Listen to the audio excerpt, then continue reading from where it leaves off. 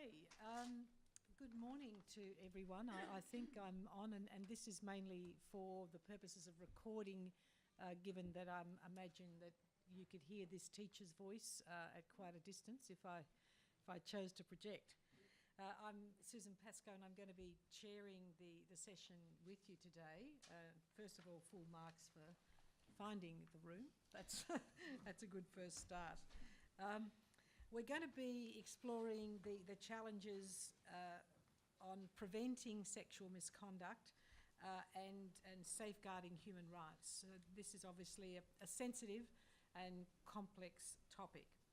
It's been organised by ACFID in order to explore this area, which is obviously one that's in a high area of focus following the Me Too movement, but also given the issues that arose in the UK with a couple of UK NGOs earlier in the year, and the extraordinary public and government reaction to those, and there's no doubt that the reaction reverberated not only, I think, in Anglophone countries but around the world, and it was a wake-up call to all of us to ensure that our practice for prevention of sexual misconduct was effective.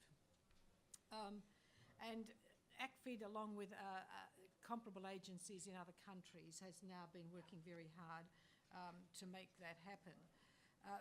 Just to give you a sense of the sensitivity, and Sarah was at the DFID conference and has just returned, and we may, in fact, at some stage get you to comment, but well, perhaps right now, just one of the issues, I think, was the sensitivities of participants, the voices that were there and the voices that were not there. Yeah, absolutely. So the conference... So, and Sarah, I hate to do this to you, this is utterly unscripted, but can you come to the microphone, because I think they're going to... Oh, we've got one. All right, we're just completely out of sequence here, but I think it's a good context for what the discussion we're about to go into.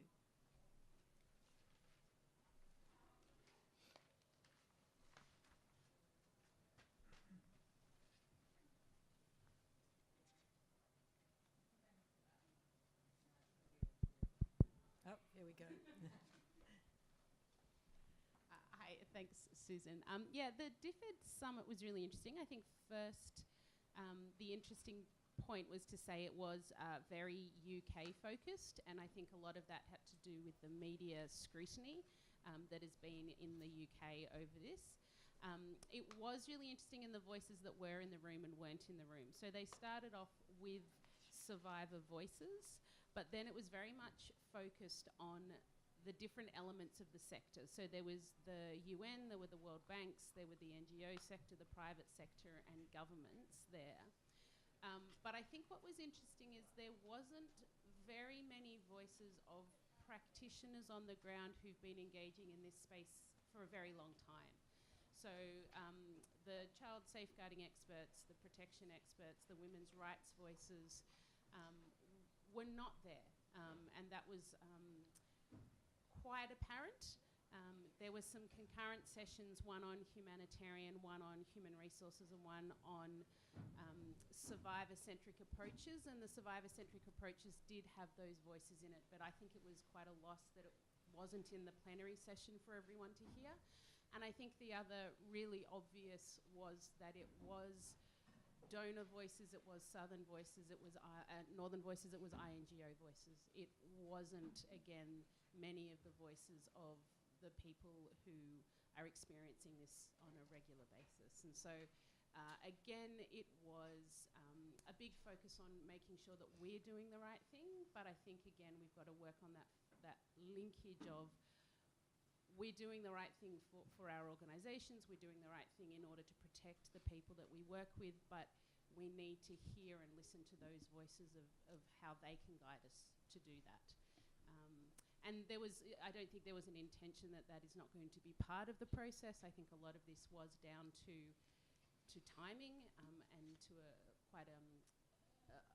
quite a fast process they wanted to get together, but I think the downside of that is those voices were missing and noticeably missing. Thank you. And for the people who've come in a little bit later, that we're just getting an update from Sarah Burrows from ACFID, who was at the DFID summit in the UK, looking at the prevention of sexual misconduct. And many of you would have read reports in your news feed of that event. I mean, Australia does have some significant differences, and amongst them that we do have the code.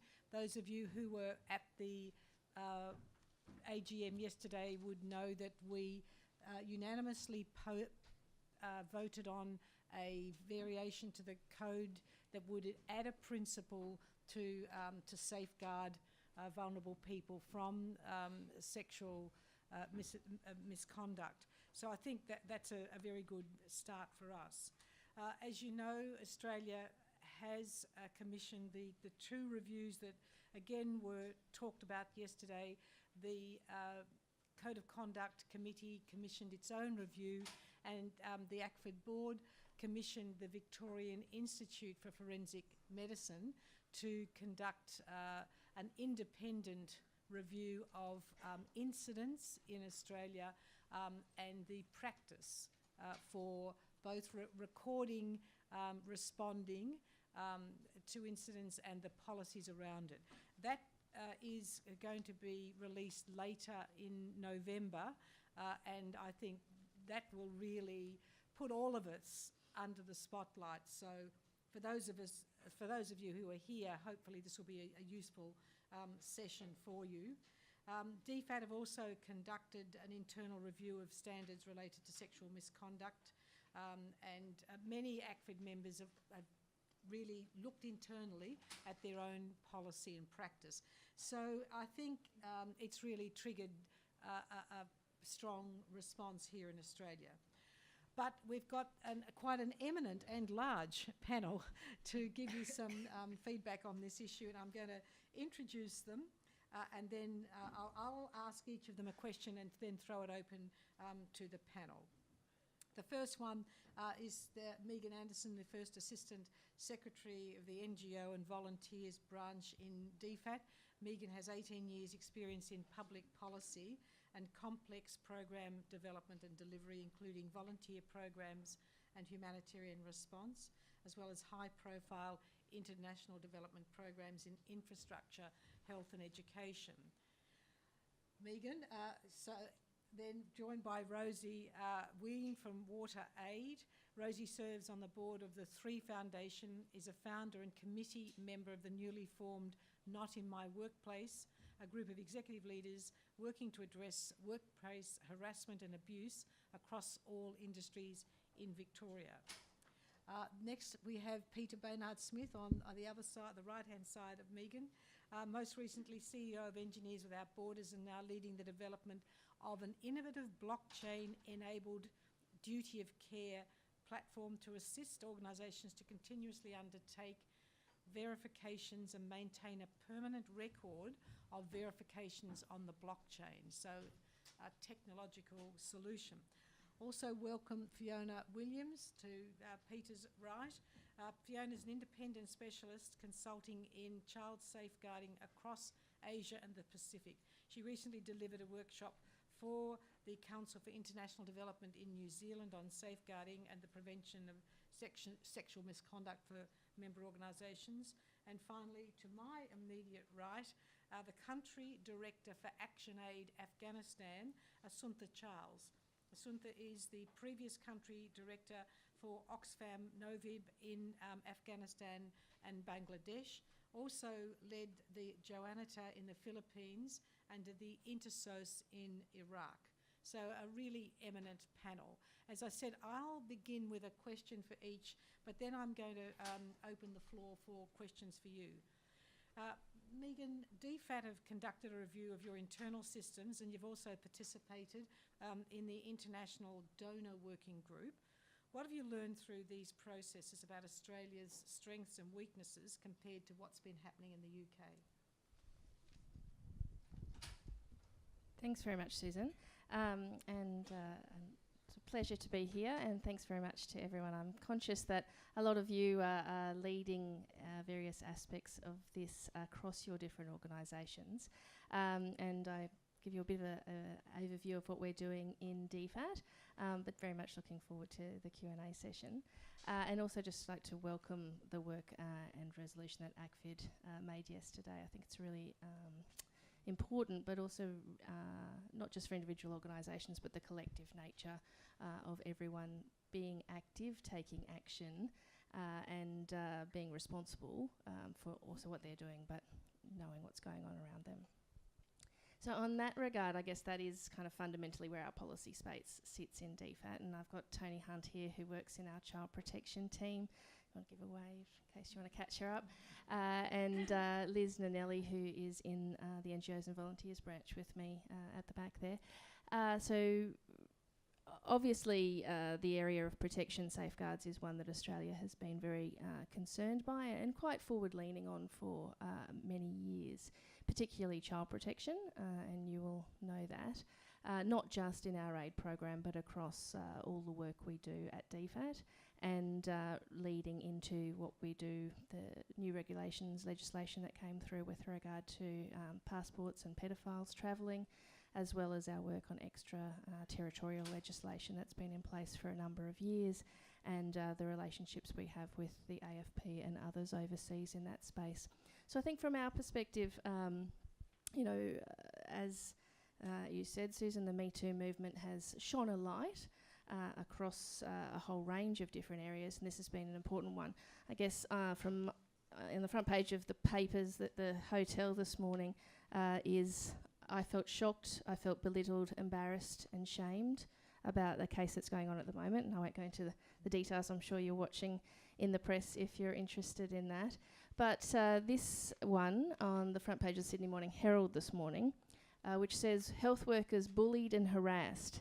A toxic culture of bullying and harassment among healthcare workers is threatening the welfare of patients, leading doctors warn. And I think from our perspective at DFAT, that's really the crux of what we're interested in and talking about. We're looking internally, we're looking across all of the work we do with NGOs within the UN system and with our managing contractors and other delivery partners. But fundamentally, that's what we're getting at. You know, if we are unable to deal with this situation and close the loops where they may be, then the effectiveness of our work is diminished. The effectiveness of people's ability, if it's people inside the sector who are victims or survivors of abuse, but also people external.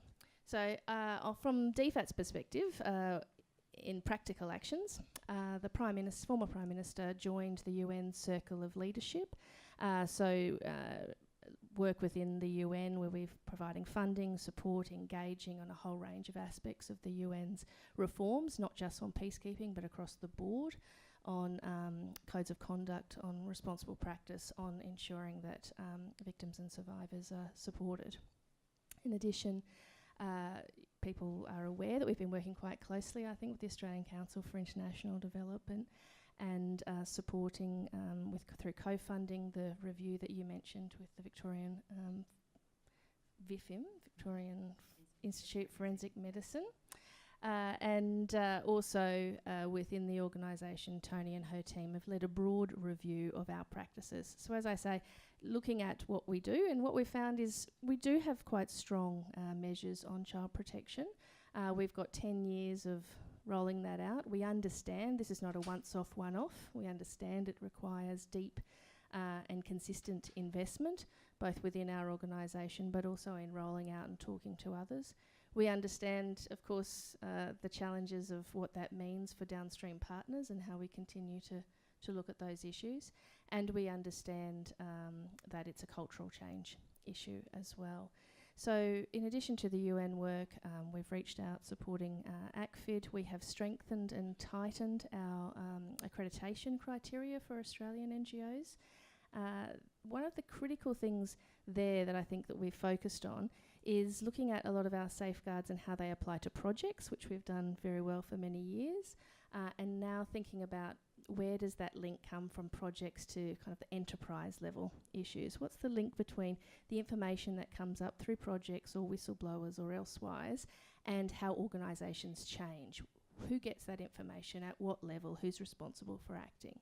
So that is something that's an active conversation with the sector, and it's been a very positive and constructive conversation. In addition, we have released to our staff kind of reporting guidelines. How do they report? Ensuring that we've got whistleblowing kind of functions, made sure our posts and others overseas are aware of those as well. We have been part of the donor group you mentioned, which is about 22 countries who are involved, and we did sign on to a list of actions, I guess, as part of that group. That represents about 90% of ODA globally, so it is quite important. And one of the fundamental things we're trying to do is not have everyone go off and make up their own different lists of things people need to do, but really focus on what are things we can constructively do together. So we've got lifting the tide, lifting the opportunity, making sure that we're responsive. I guess I would say that several donors are at the beginning of a journey that we commenced with the child protection space over 10 years ago. So we've got some good systems we can build on. We do see that there's space that we can improve, particularly around adults, adult reporting and the interaction between reporting and response.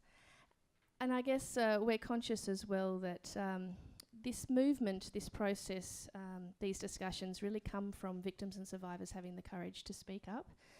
So from our perspective, we're really conscious of making sure that we are respectful and understanding of that voice, and hopefully trying to roll out policies and procedures that respect that as well. Thank you. That wasn't a bell. I think it was someone's phone. just timely. Yeah, right. So Rosie, I'm going to ask you next. You've also conducted an internal review at WaterAid. Have you had similar findings, or are there different issues in the NGO space? Thanks, Susan. And again, echoing comments before, really value being here in this room with all of you and being part of this shared conversation. So I'm sharing my reflections as the Chief Executive of WaterAid, as a leader in the sector, as someone who's worked in development for 25 years, and really hope that this is part of a sustained conversation and sustained actions that we take as a sector. For WaterAid, Susan, we did want to, I guess, seize the opportunity that we had in February when there was such a spotlight on this really important issue for us as a sector, and to think about how we use that opportunity to continue to think about how we're bringing about transformative change. So we did undertake an external review, actually. So we got a couple of organisations to review us, and I'd like to share some of the reflections from that. I'd like to just preface this that I'm sharing this as I hope all of you are receiving it, and my intention is of one of learning as an organisation, and I think all of us in the sector need to share our learnings, to be more accountable and to be more transparent, and to particularly dig into the really complex areas, because none of this is black and white. So I hope that we're part of this conversation together, and I'm definitely not here as an expert. I also realise the power of language, and so I realise when I talk through some of these issues, I am referring to gender often as a binary concept, and I acknowledge that it isn't. So WaterAid undertook this external review, and that was done by the Humanitarian Action Group HAG, and Beth Eggleston, one of the directors, is here today, and also Bongo HR. And what we asked them to do was to give us their perspective, to review our policy and practice, to review our culture, and to give us recommendations of what we could do better. So they looked at some 90 documents, did a survey of all WaterAid Australia staff across the region, so that's 100 people. We had quite a high response rate of nearly 60%. And then they did key informant interviews, they tested their findings, and then made recommendations to us.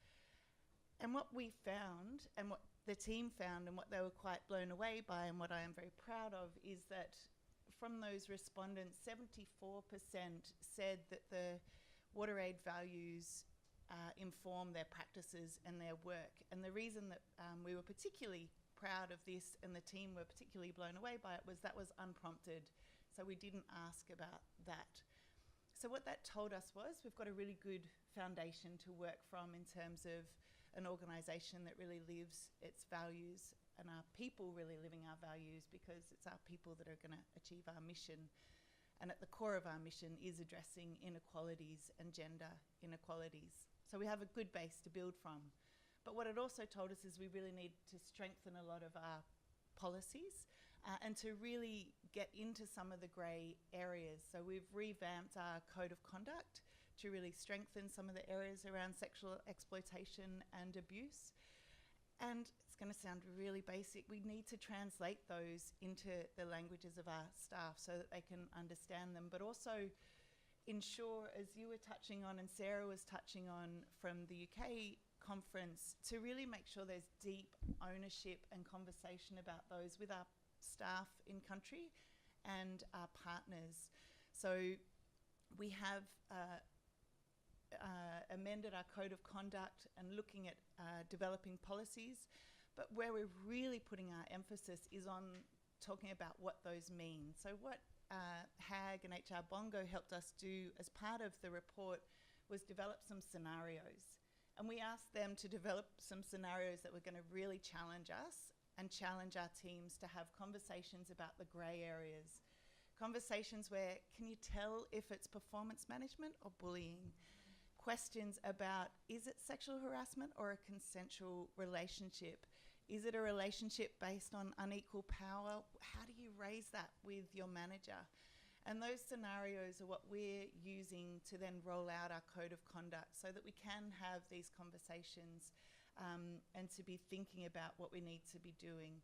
We're also addressing the recommendations. There were 20 recommendations that help us think about recruitment and induction. What they found was that whatever we did for child safeguarding and fraud, we need to do for prevention of sexual exploitation and abuse and safeguarding issues more broadly, because everyone that they spoke to referred to our child safeguarding code of conduct, referred to our fraud policies and practices. So we know we've got that good foundation and we need to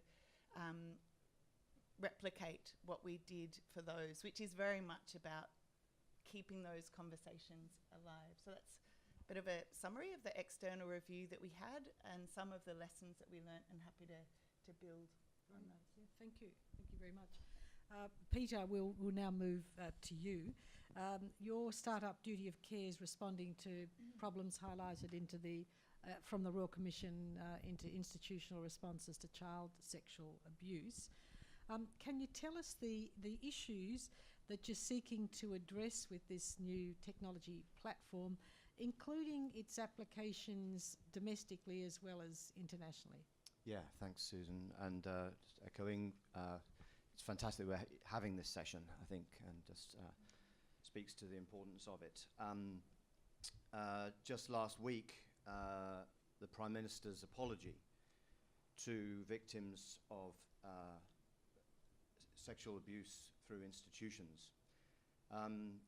He said that it happened across so many sectors: sports clubs, aged care, sports clubs, schools, churches, so many different contexts. But he also said it happened where the systems failed us. And the Royal Commission really has shone a spotlight on, just don't want to spill that water, has shone a spotlight on really systemic weaknesses in our domestic child protection and safeguarding systems. The Royal Commission came up with 10 child-safe standards, to a certain extent adopting some of the standards that Victoria had been brought in a couple of years before. Two particular standards that are really relevant to this conversation was standard number 1, which is about embedding child safety in institutional leadership, in governance, and in culture. And the second one that's most critical to this conversation is standard number 5, which speaks to people working with children are suitable and supported. There are a number of additional recommendations relating to record keeping, relating to information sharing. There's now a 45-year record retention requirement for organisations in Australia. And there are now child-safe standards elevated to the federal level and no longer state-based. A number of issues very concrete issues that the Royal Commission highlighted in these systemic weaknesses include the following. The first is we have a very fragmented system. We need a consistent system. We are obviously a country with 3 levels of government, and we have state-based jurisdictions for our safeguarding systems. So working with children's checks, whether that's the Queensland blue card version or the Tasmanian working with children's check or the New South Wales kids guardian check. It's entirely fragmented. So one of the recommendations was that there needs to be more consistency and standardization. However, COAG has pushed back on that, and essentially it's pretty much not going to happen, driven from government. The second is that as a result of this fragmentation, there are really significant cracks in the system that essentially expose vulnerable people, and in this case vulnerable children, to heightened risk. That's cracks between organisations, between jurisdictions, across sectors. The report talks about this notion of forum shopping, where perpetrators are able to work in locations perhaps where they've identified there's less rigorous checking. It's a very broken system. The other thing that the Royal Commission has done out of these findings is it's recognised that there's a really onerous burden on organisations in terms of compliance. There's a lot to do in terms of being compliant, but it's also flagging that that's resulting very often in very little real value. A lot of those compliance obligations are very passive. They are point in time.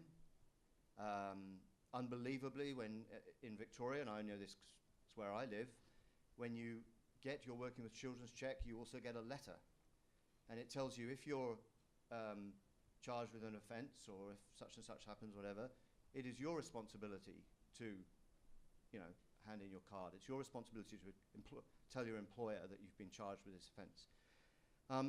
So it's clearly it's an onerous burden on organisations at the same time as actually not being very effective.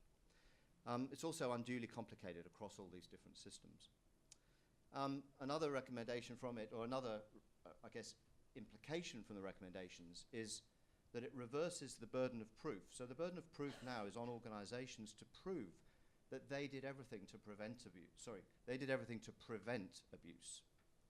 Not just that they responded appropriately when something happened, but the onus of proof is reversed. So organisations domestically are carrying much, much greater governance risk as a result of some of these changes.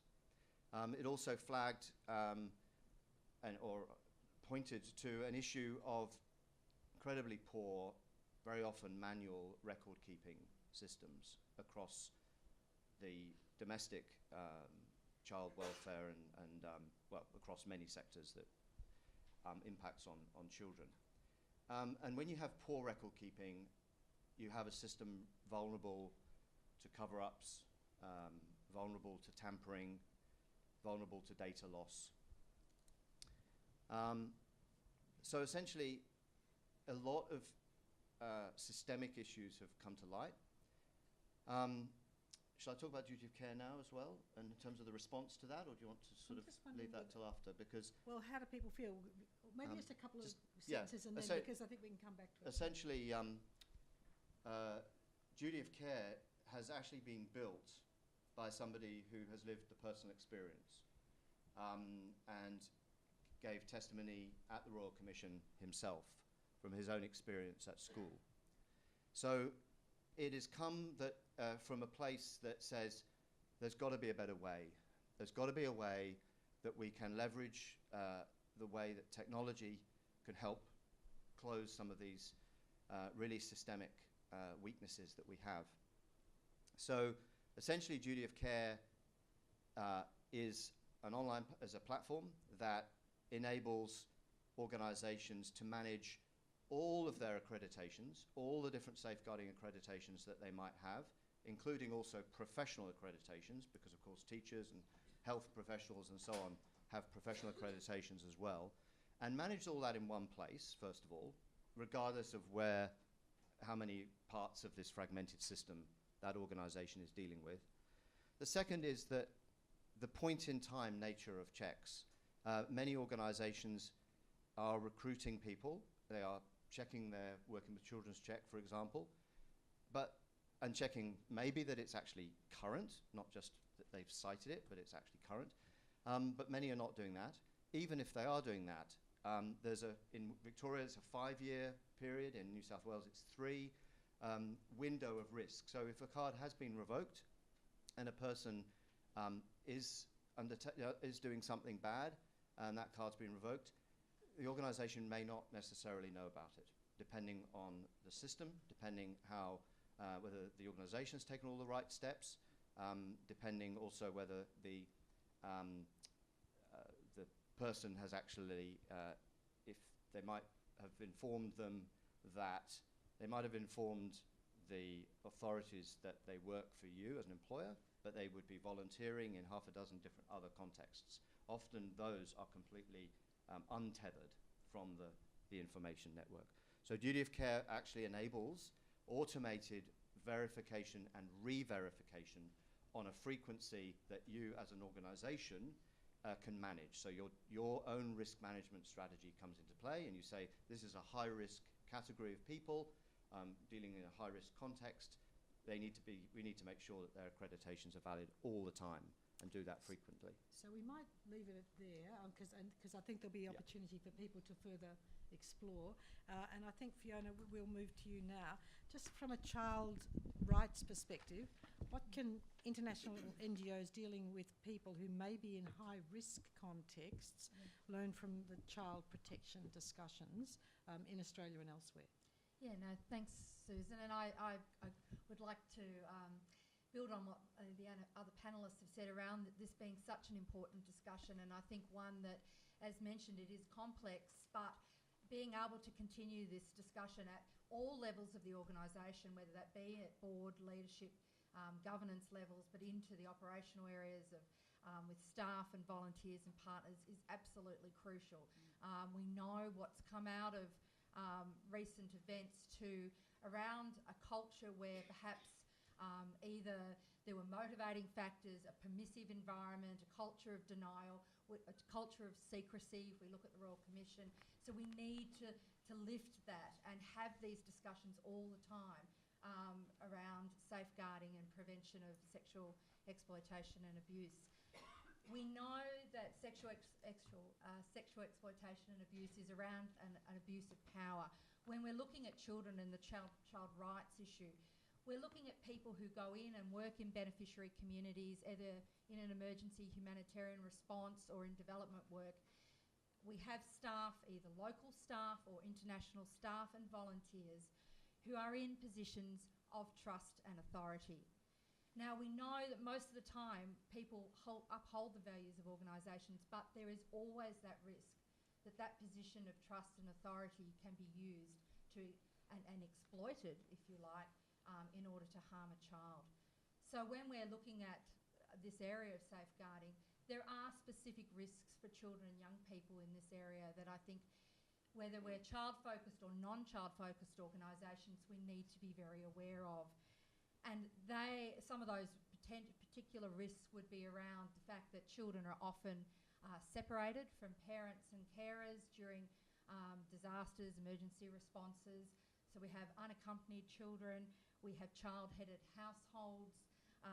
So this raises the level of risk. These children are highly vulnerable in those situations to exploitation and abuse.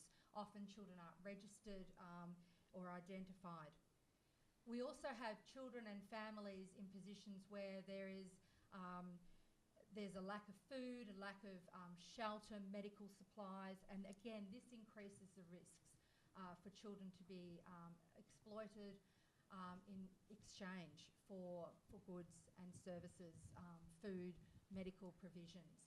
Unfortunately, as we talked about, those positions of holding that, being the gatekeepers, if you like, of services, provisions, food, unfortunately, there is that risk that can be exploited in exchange for goods, and often that's through sexual exploitation and abuse. Or as perhaps some of the other issues that came out, say from the Haiti incidents and other incidents that I've looked at as well, is also around use of children in child labour situations and having young children perform quite dangerous and hazardous work in exchange for goods.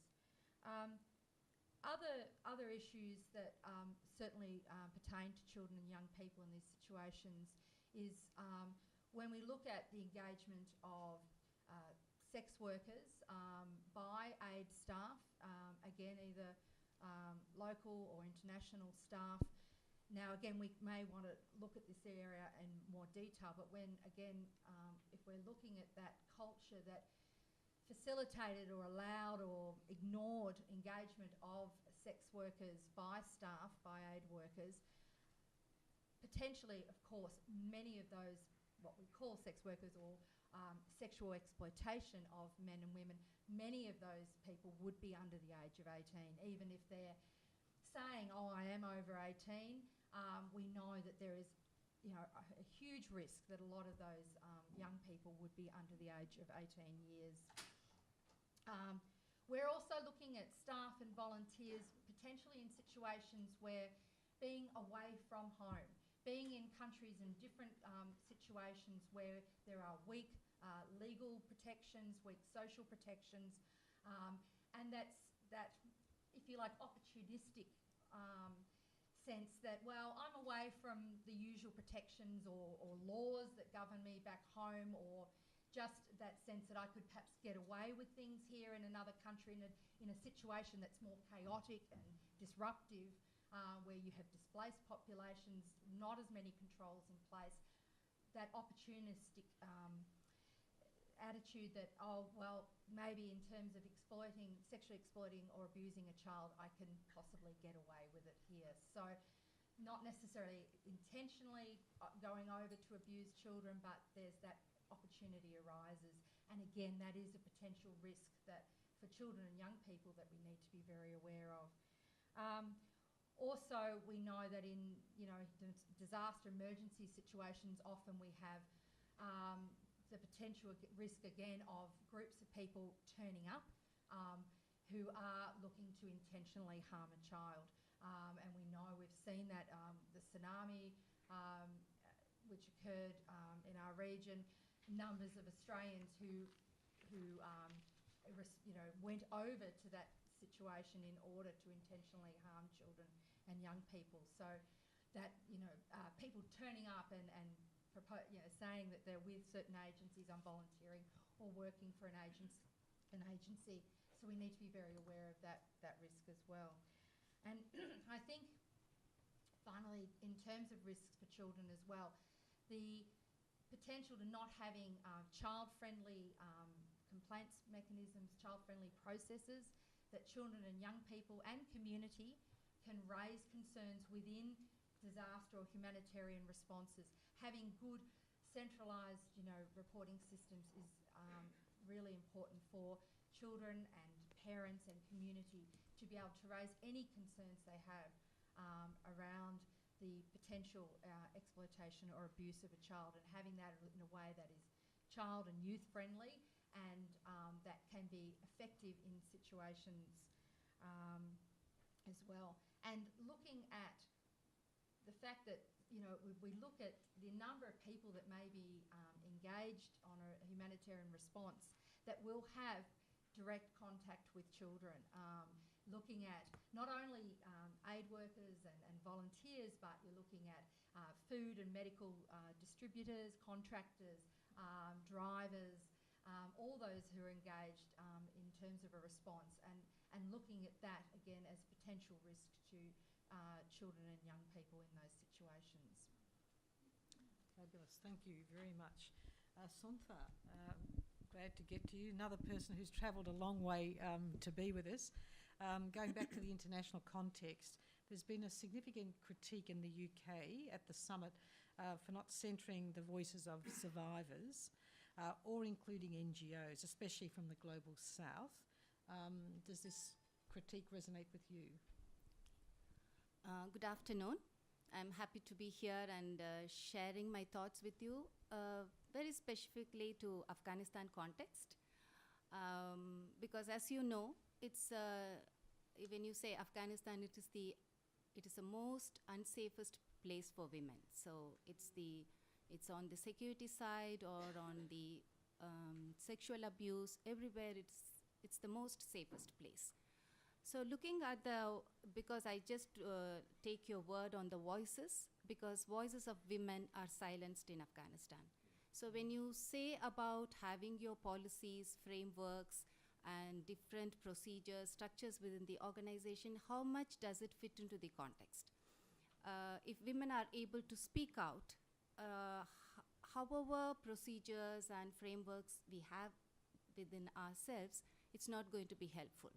Because when we were trying to look at this issue, that's where we realized that because Afghanistan practices the Sharia law, which thinks women are inferior. So women are weak, you can do anything with women. So even if there is a sexual abuse happening, women cannot report because it is actually, it turns against them. And in no case in Afghanistan, it was first time last year that a man was sentenced for 20 years of imprisonment. It was the first time after the rape. So when women can share about any sexual abuse, she's being punished. So we have roughly 150 cases every year of honor killings, and especially about the sexual abuse. If women can share about it in the families or in the workplace, then it can be considered as a real women lose respect in the family, and the families think they cannot be treated as their own anymore. So a lot of honor killing happens when women start sharing about all the sexual abuses, even in a workplace. There is a threat because women are only getting education and employment in the recent years after the Taliban period. So very few women are employed. So what happens if they express this kind of sexual abuse happening in a workplace? It's not only they lose the work, but they are totally kept inside the house. They are restricted of all the movements. They cannot go anywhere. Even today, some of the women go to the work accompanied by a male. So it is that situation that we are facing in Afghanistan. So my question is how, without hearing the voices of the survivors, voices of the victims, how can we come to a solution? So that's going to be practically very difficult in a situation like Afghanistan. And I was talking to our own staff, and if you see our own male staff, they have been taught the Quran and Sharia law starting from the age of 4 and 5. So those thoughts go into them very deep.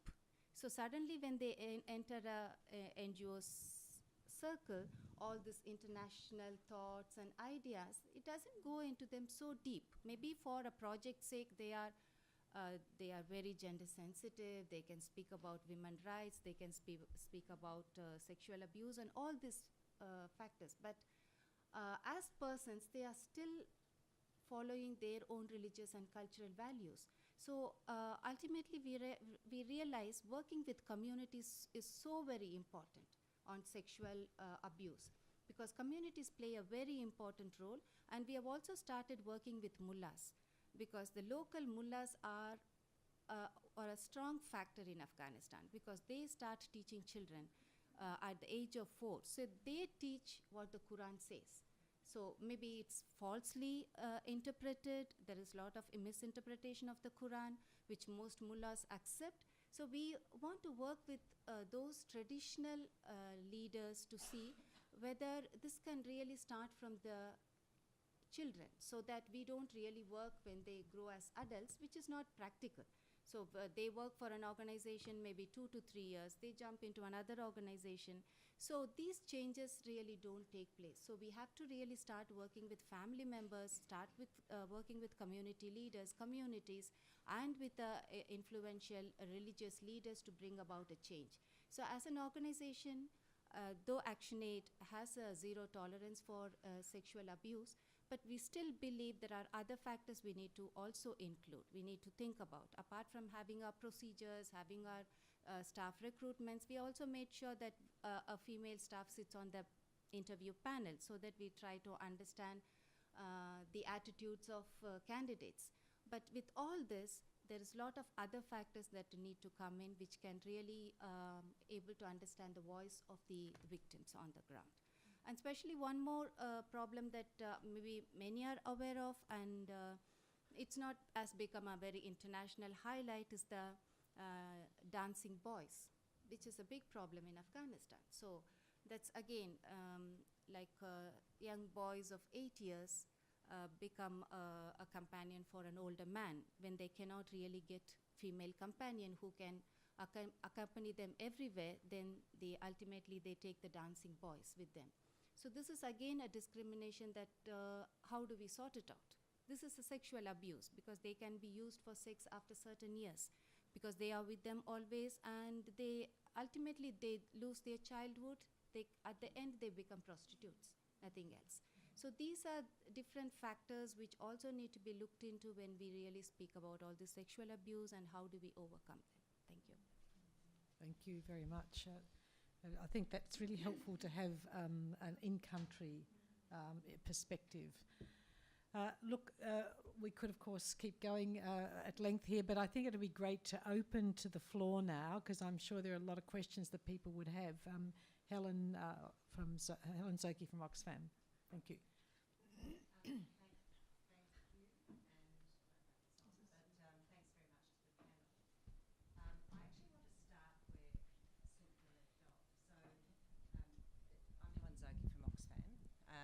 Obviously Oxfam's had a even challenging year grabbing a microphone. Thanks. You know, this has been a really important year because of the revelations that have started the whole of the sector having a very hard look at itself. And from Oxfam's perspective, you know, we've done a range of things. We've, you know, commissioned an independent assessment of ourselves. You know, the issues of independence, the issues of transparency are really important. And we're going through that process. We're certainly part of the sector improvements both globally and locally. But the thing that has become really important, I think, in our analysis, and this goes to your comments, Suntha, is that these issues are ultimately about power. And that's what's at the bottom of what's happened with Royal Commissions, what's happened in the media industry, what's happened in relation to the experiences of vulnerable people forever. And it means that organisations like my own have to fundamentally question what sort of organisations they are and operating in environments like Afghanistan or the Pacific or whatever the case may be. And it means that ultimately we have to use words like patriarchal, like post-colonial, and to work out how we actually assess how we use power. So this is relatively easy in our Western offices. I mean, the West has in no way cracked this problem, but it does mean that we can look at issues of culture, we can look at power, and one of the things that we've committed to is trying to understand, and ActionAid have done a lot of work in this space, trying to actually understand how feminist principles and frameworks can inform that. So my question to the panel, and I'm not sure anyone who wants to answer it, because I think the sector needs to answer this, is that we can concentrate on compliance, and it's important we do that, and it's important we have tools to manage compliance, but ultimately it's the culture question that we have to answer. And it's the issue of how power plays out in different settings, in different ways, and what do we do about that to actually rise to the challenge of creating the kind of places, not only where people feel safe, but where they feel safe to speak up if they see something or they experience something. And that's the kind of existential challenge, I think, for all of us. Fascinating.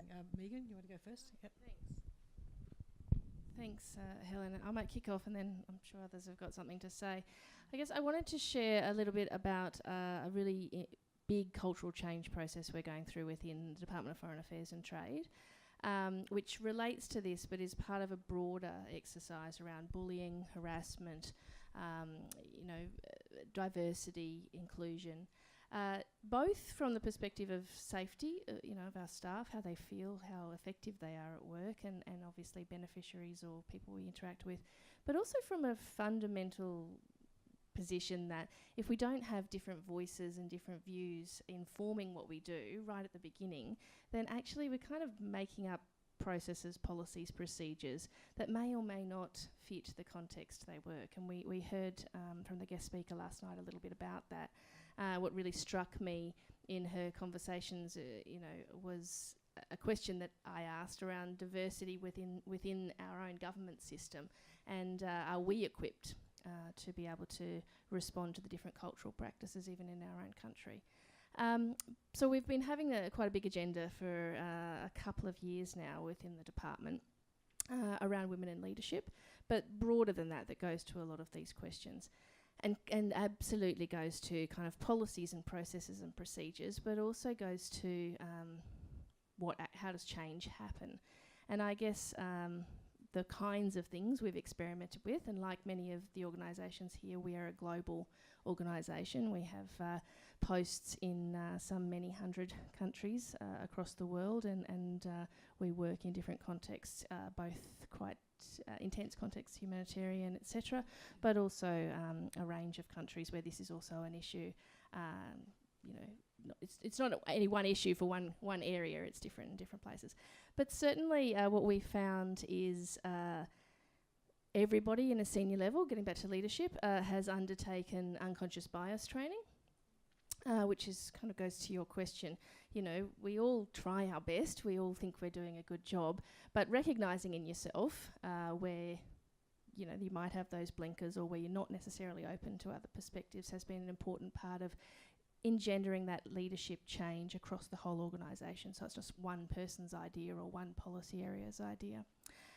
We've really invested in data. So every 6 months to the entire organisation, everyone in the entire international network gets data at the beginning of the process, which was quite confronting for all of us on a number of these fronts. And every 6 months additional data is released on how we're tracking against our recommendations, but also how that data is going. So people can track that at an individual level and they can see is this just on paper or is this real change that is being embraced. There is quite a strong conversation that's going on. We've introduced some circles of leadership. So essentially making space, we work in a pretty hierarchical organisation, making space for conversations about these things where hierarchy is deliberately not part of that conversation. So ensuring that we have on a regular basis these circles where people can come together, share experience, theirs or others, and voice issues or opportunities in that conversation where hierarchy is out of the picture. It's kind of a safe space. Of course, we've got whistleblowing arrangements, and we have had for many years codes of conduct, but kind of doubling down on those and having a talk about those and having those talks in different cultural contexts along the way that Assunta and Rosie mentioned in terms of leadership and owning. In areas where we have found it's particularly tough, we have, at least in one case, kind of embedded a change person, a person who's responsibility, who's engaged, who's working with the leadership in that area to make the space available. One of the things we found in that process is that people find it difficult, in all contexts, including here, sometimes to call out everyday sexism or to call out issues that they see. So we've also kind of introducing a range of ways to call things out, if you like, that might be different. It sounds a bit twee, but actually it's an interesting kind of cartoons, shows, when you say, I made sure that you got extra help before you did that panel session today, because I really support the women in leadership agenda. What you're saying is, I really support you, but what I'm hearing is you wouldn't have given that support to a man because you think I'm only half good at this particular job.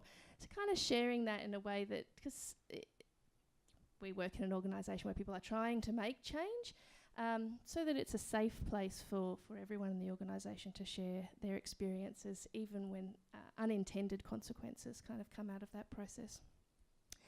And clearly leadership is a critical factor.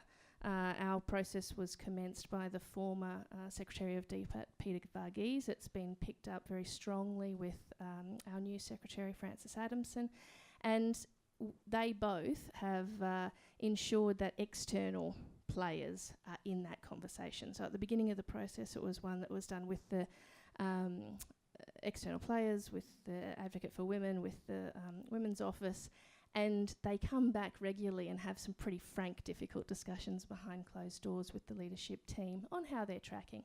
So I just want to share a little bit about some practical kind of things. We don't have it all right. It's incredibly complex. But I think not narrowing down to children, working off our base, really strong base of child protection, but recognising that that's a base across a whole range of issues that go to diversity, inclusion, access, understanding, and working from a base that says, if we don't get better at this stuff, then actually the work we do won't be as good as it can be.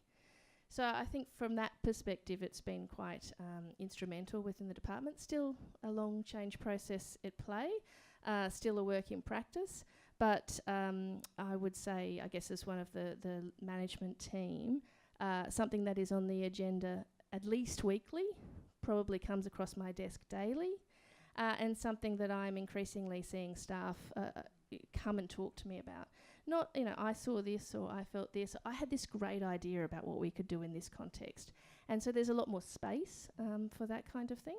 So, don't have it all right, still a work in progress, but some practical things that we've done from different perspectives that I think are helping to make change.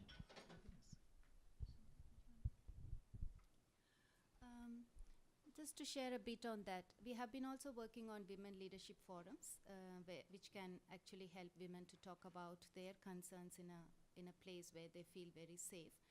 But at the same time, we feel men have to also play a role in it, because men need to really understand what are their problems, and sometimes men have their own problems to address too.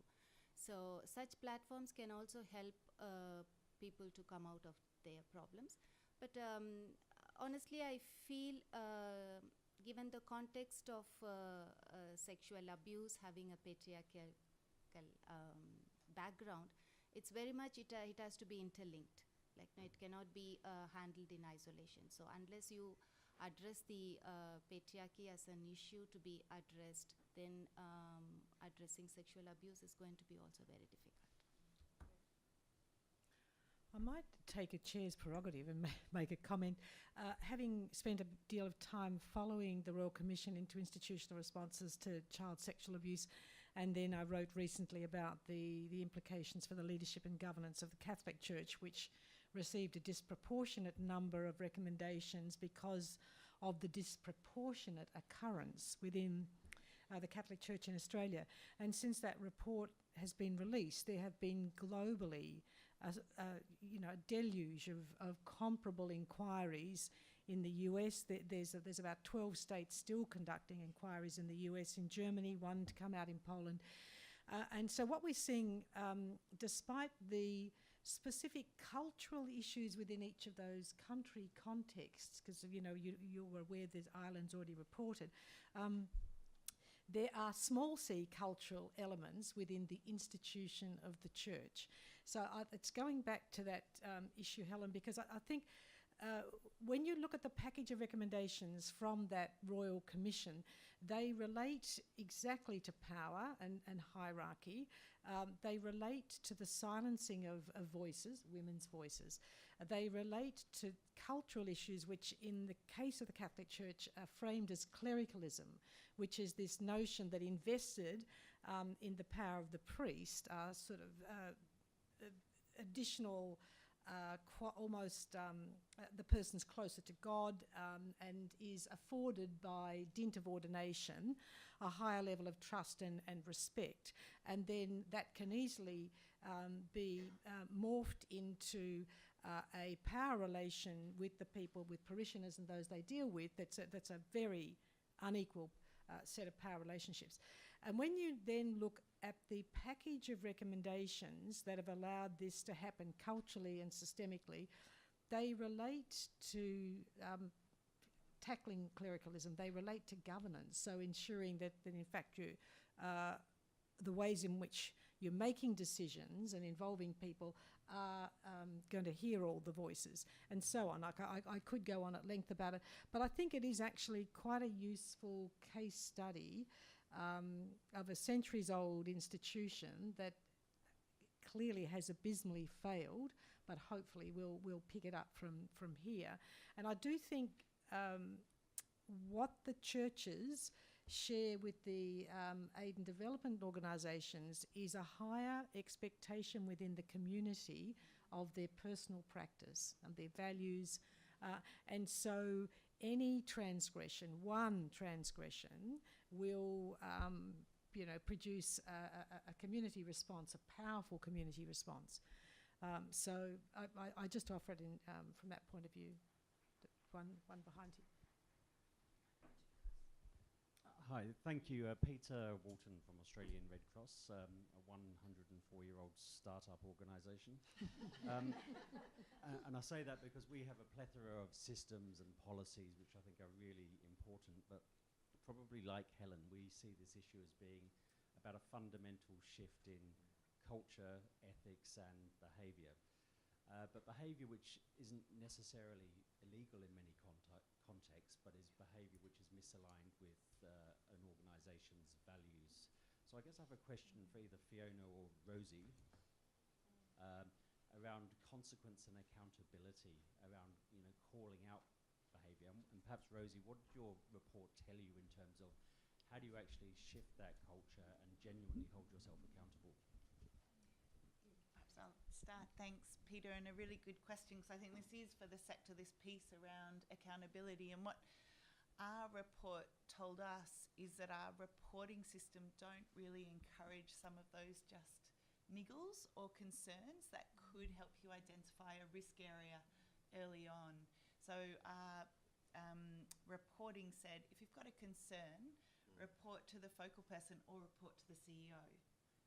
So that's a really big leap for someone who's just got a bit of a niggle or a concern and they want to talk it through. So it really told us, yes, we need the centralised reporting system, because we know with these questions around power and abuse of power, it's never just one thing that's happening. There's likely to be fraud and all of these other things. So we need centralised reporting to show us the picture, but also we need to have multiple reporting mechanisms for that to happen. So we've really strengthened the safeguarding focal point system. We've strengthened the idea of having those conversations with your line manager, but also helping line managers. What do you do when you have that conversation and concern? So that's some of the things that the report told us we needed to work on, and that we're continuing to work on, as has already been indicated, somewhat easier in our Melbourne office, but then how do we roll that out to the 27 countries that we're working in very different contexts? So again, I go back to my point that this isn't a moment in time conversation, but a sustained cultural shift that we need to be having as a sector and as an organisation. Going back to Asunta's very well made point, very much grounded in the context where we're working of not our staff, but also the partners with which we're working in. So some of the things that we're thinking about and working on now and into the future. Peter. Thanks. Yeah, absolutely, around the accountability and reporting. I think we need to, if we're looking at safeguarding, we need to make it safe for people in our organisations to come forward and speak out. How do we do that? How do we create that culture of safety within our organisations? And I think it's really important to start with what are the barriers that are preventing people from speaking out around some of these incredibly complex and sensitive issues. And as you mentioned, Peter, it may not be illegal behaviour as we know it, because in one way that's actually easier to call out. It's things that we're not sure.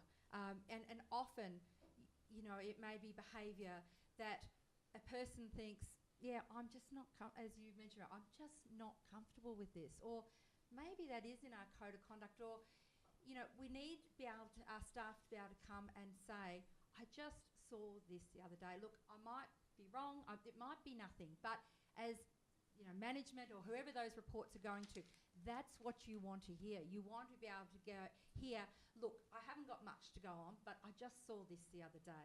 And then as management, as organisations, you can then take that and handle it appropriately and investigate professionally.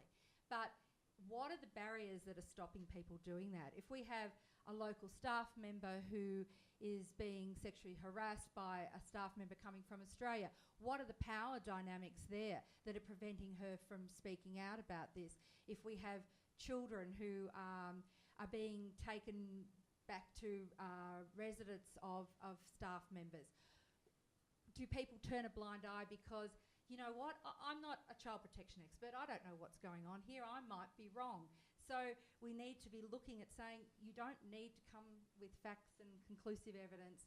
You're not expected to be experts in this area, but if you just have that feeling that this is not okay, that this could be placing a child or an adult at harm and a risk of sexual exploitation abuse, you need to let us know. We will handle that appropriately, but we need to create a culture where people feel safe, and it's the right thing to do to come forward and speak out on these issues. So. Thank you. We got one at the back. My name's Caroline Lambert. I'm with the International Women's Development Agency. We're obviously devastated that that we're having conversations about this because women's lives have been so badly affected by it, but we're pleased that we're having conversations like this. One of our questions is around how do we maintain the commitment and the momentum to address this? Because as people have pointed out so rightly, this is around changing gender norms that we are taught at the knees of our carers. And so how do we maintain an organisational commitment? How do we set impact indicators that enable us to see progress but hold ourselves to account? Because the patriarchy took 40,000 years to develop. We're not going to change it overnight.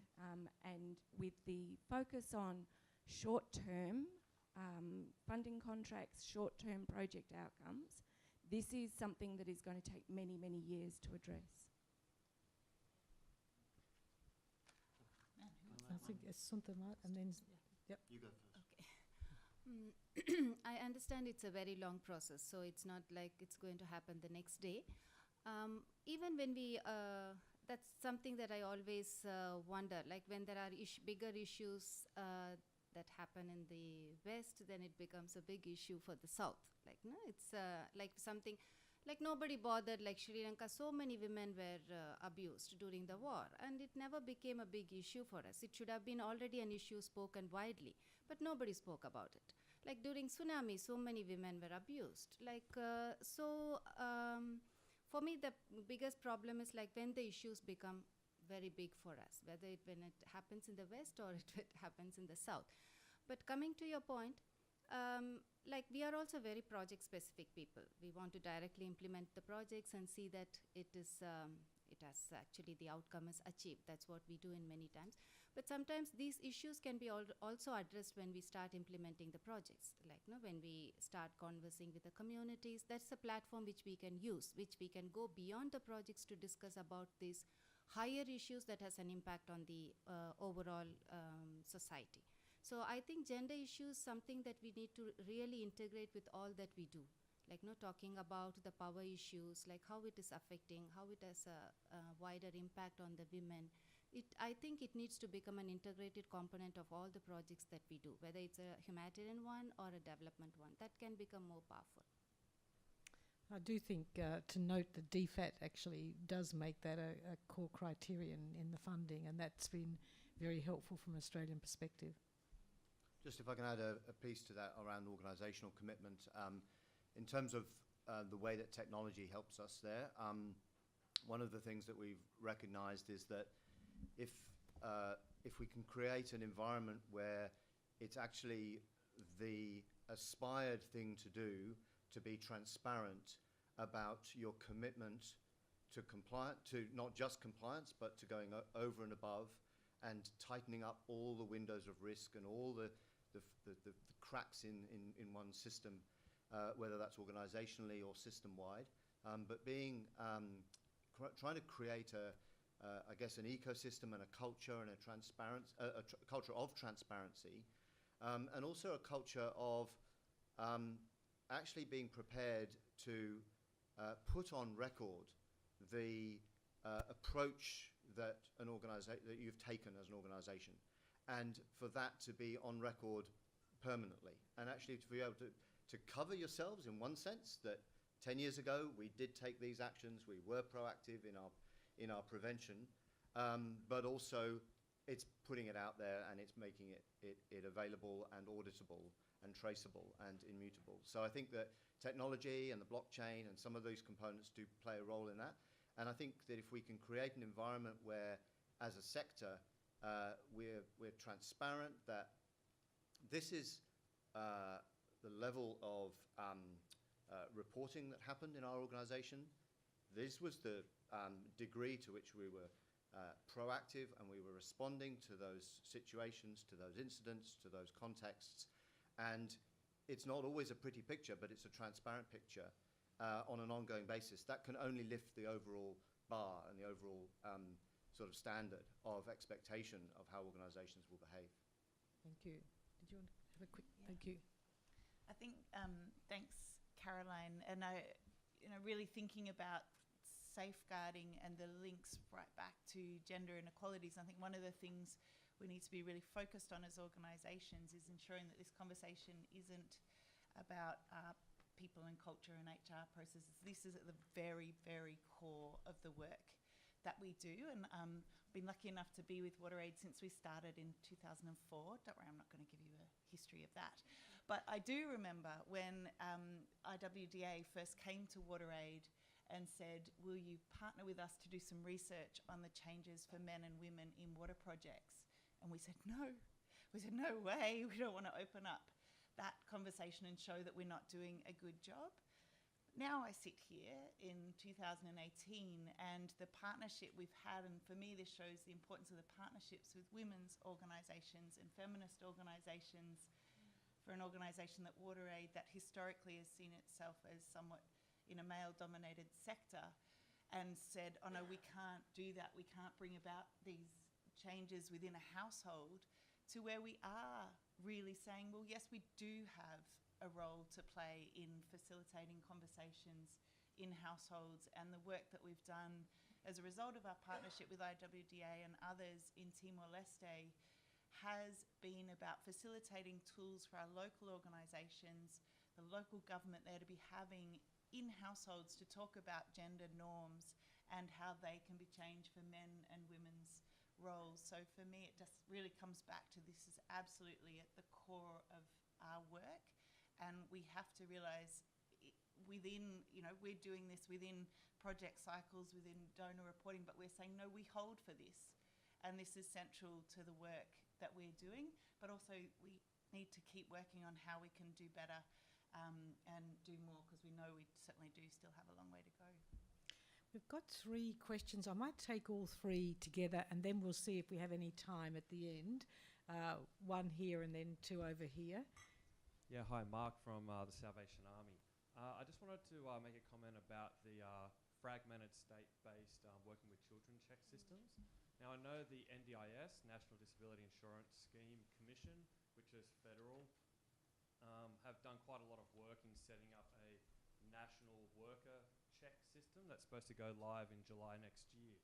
And I'm just wondering if DFAT have looked at leveraging that system for workers that might be working domestically or internationally in development work, as well as the disability services, which is obviously a vulnerable community as well. Fabulous, thank you. And we've got one just here. Yep. we'll take the question and then we'll do all three together. I thought the way that was handled in the forum this morning worked quite well. Thanks. My name's Jo Thompson. I work as an advisor and a consultant in the sector with Learning for Development, and was involved in the review of the Code of Conduct recently in relation to this. So just heartened, I guess, to hear the conversation today, and I think it has focused our attention in a very positive way on, I think you first drew attention to it earlier in the conversation, Helen, there, just around the centrality of the power dynamics in this, and that that is an enduring challenge for us, but I think it will end up actually being a good thing that it's refocused us on that and the importance of that to so many issues, but this one in particular. There are so many things I would love to hear your experiences on in terms of how we can tackle this, to change culture in the organisations, to deal with the grey areas that you spoke about, Rosie, that I think is one of the big challenges for people calling out some of these behaviours. But one that I would love to hear particularly from you, Asunta, around is the issue that you raised around women who have been victims of this, and the barriers, the very real barriers and complete lack of incentives.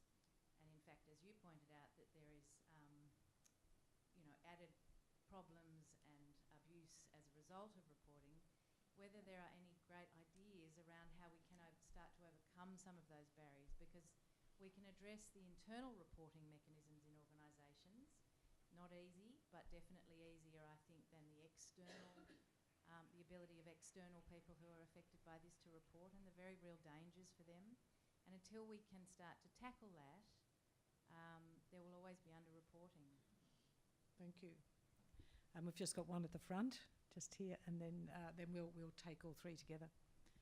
Hello, Michelle from ActionAid. Look, we've talked a lot about culture, and we know that culture is really led from the top down. And so I guess I'm really interested to hear your reflections around the role of leadership in addressing this issue. And if we were to set some minimum standards for leaders in the sector to drive greater attention to preventing sexual exploitation and abuse, what would those minimum standards be? Fabulous. So we've now got three, some more specific than others. The fragmentation on the working with children checks, I think that's squarely going to be with Peter. The overcoming the barriers for women, and I presume children who've been victims and survivors of abuse, how strategies for overcoming, and Asunta in particular, and then the role of leadership and whether there should be minimum standards. So we'll start, Peter. I think the question was really... I think he asked me specifically. Oh, was it yeah? DFAT there? Okay, you're right. Right. Yep. Is that okay? No, go for it. Thanks very much. And you're right, and I probably won't go into COAG processes. We're all citizens and we understand those challenges. But the department is looking at a range of options. So in addition, as you say, to this process here in Australia, and Peter's mentioned some work going on, there's also work internationally going on across the European Union. I know a number of organisations are involved in that, and particularly some of the global networks, Save the Children, Oxfam, who've been quite involved in those information sharing issues. So I guess from our perspective, we're looking at a range of issues. We will obviously be responding to the recommendations from the inquiry, which do require us to strengthen up our processes. But we're also conscious of making sure that some of the really impressive work to push through some of the legal barriers, because there are not only the grey issues, we haven't talked about the privacy issues and the challenges, very reasonable, real challenges with these privacy issues. When do people go on to lists? When don't they? If you've got a feeling about that and you put them on a list now, does that restrict them from getting any employment globally ever? Is that just now? Is it, is there a time out on these things? How does that work? So in answer to your question, we have got some strong processes as well around the work with passport control that goes to our new legislation for not allowing pedophiles to travel overseas. So if you're on lists, then you don't get a passport to go somewhere. That has been an enormous piece of work, as you'd appreciate, and I think that it also gives us another place that's already there, that's already agreed between states and territories on how we pull this together. So short answer to your question, yes, but in the context of a range of things that are happening, and obviously we'll be looking for a combination of something that's works as much as we can, that's meaningful, and that we can build off other systems, so we're not just reinventing the wheel. Thank you. And well, then let's move to the issue of overcoming some of the barriers. Okay. Just to touch upon, as I highlighted, there's also a positive thing going on. Like I said, there's a person imprisoned for sexual abuse. So that's something that now legal side issues are progressing, maybe because of the pressure from the international community, which we see as a positive change.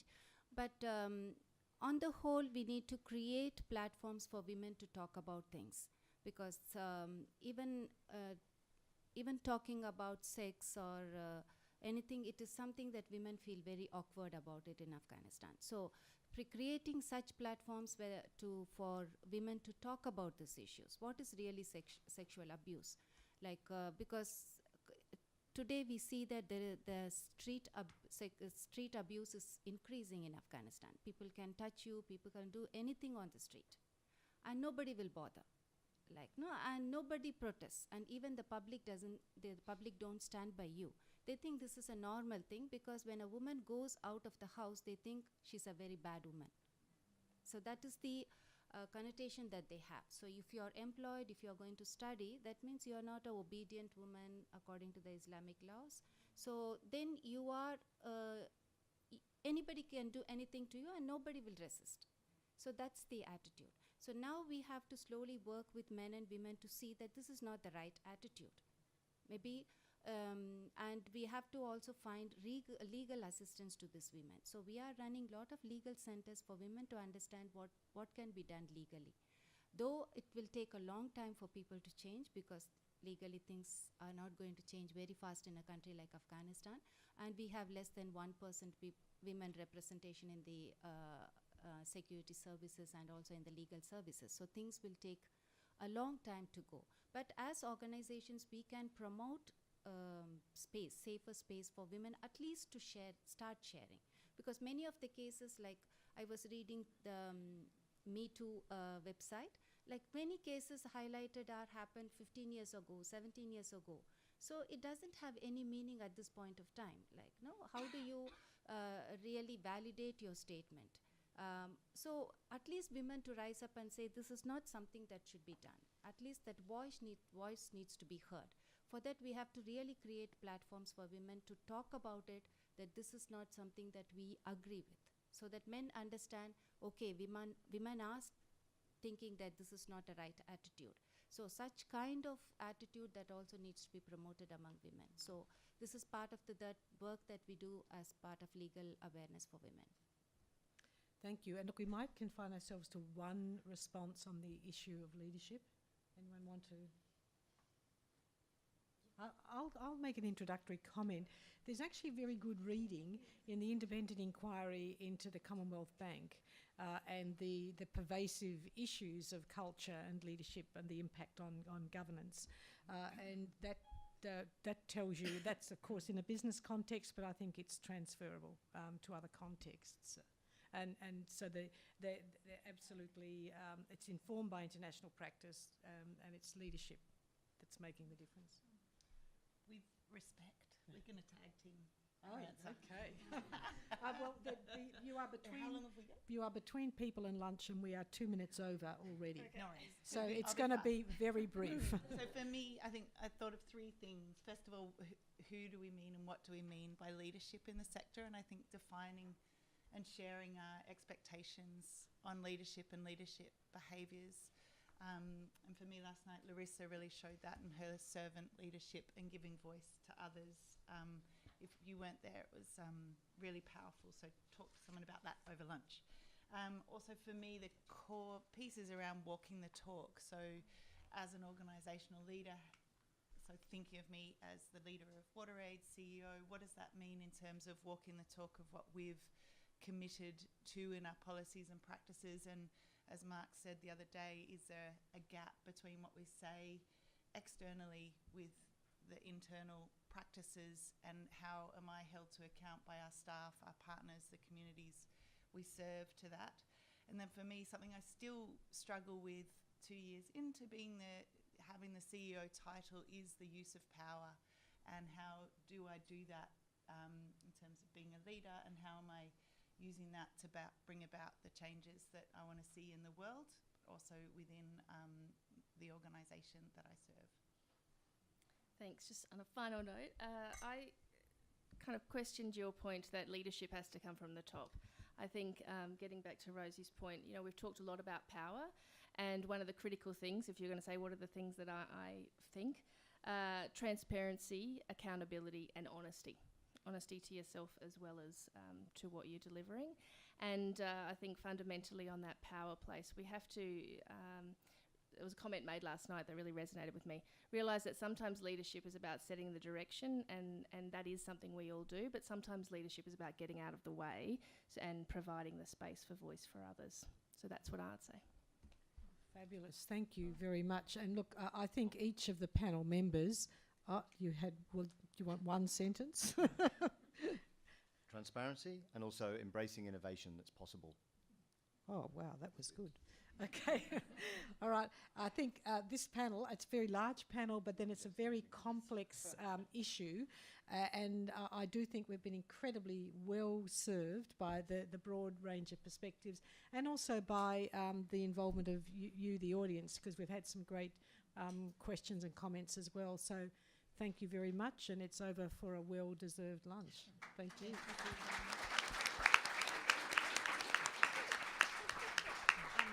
I just want to make one quick announcement to let you know that last night we awarded the Human Rights Award to Barouz Bouchani, and we're replaying his acceptance speech, which was sent via video at 12:30 in the plenary. So if you missed that speech last night, I'd really encourage you to grab some lunch and head in, because it's very powerful. Thank you.